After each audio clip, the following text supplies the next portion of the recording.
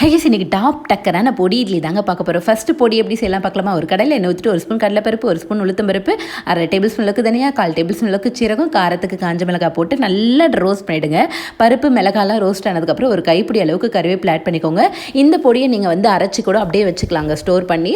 Idli, dosa, சாதத்துக்கெலாம் taste செமையாக இருக்கும். இப்போ கருவேப்பிலை நல்லா ரோஸ்ட் ஆனதுக்கப்புறம் நான் கேஸ் ஆஃப் பண்ணிட்டு 2 பல் பூண்டு, ஒரே ஒரு துண்டு புளி போட்டு ஆறுனதுக்கப்புறம் ஒரு மிக்ஸி ஜாரில் மாற்றிட்டு தேவையான அளவுக்கு சால்ட்டு போட்டு கொஞ்சம் கொரப்பாக அரைச்சி எடுத்துக்கிட்டு ஒரு கடாயில் எண்ணெய் ஊற்றிட்டு கடுகு, கருவேப்பிலை, கொஞ்சமாக பெருங்காயம் போட்டு நம்ம அரைச்ச பொடியை ஒரு 3 டேபிள் ஸ்பூன் அளவுக்கு போட்டு லைட்டாக ஸ்லோலே ரோஸ்ட் பண்ணுங்க.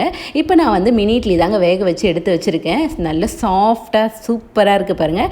இப்போ இந்த பொடி ரோஸ்ட் ஆனதுக்கப்புறம் நம்ம அதிலே மினி இட்லி போட்டு ஸ்லோலே ஒரு 2 மினிட்ஸ் நல்லா மிக்ஸ் பண்ணிங்கன்னா டாப் டக்கரான பொடி இட்லி ரெடிங்க. பொடி இட்லி பிடிக்காதவங்க உண்டோ? யாருக்கெல்லாம் இந்த பொடி இட்லி பிடிக்குமோ கண்டிப்பாக அவங்கள ஒரு லைக் பட்டன் தட்டுங்க பார்க்கலாம். சூப்பரான பொடி இட்லி ரெடி. நீங்களும் உங்கள் வீட்டில் மறக்காமல் ட்ரை பண்ணிட்டு எப்படி இருக்குன்னு கமெண்ட்டில் சொல்லுங்கள். மகிழ்ச்சி.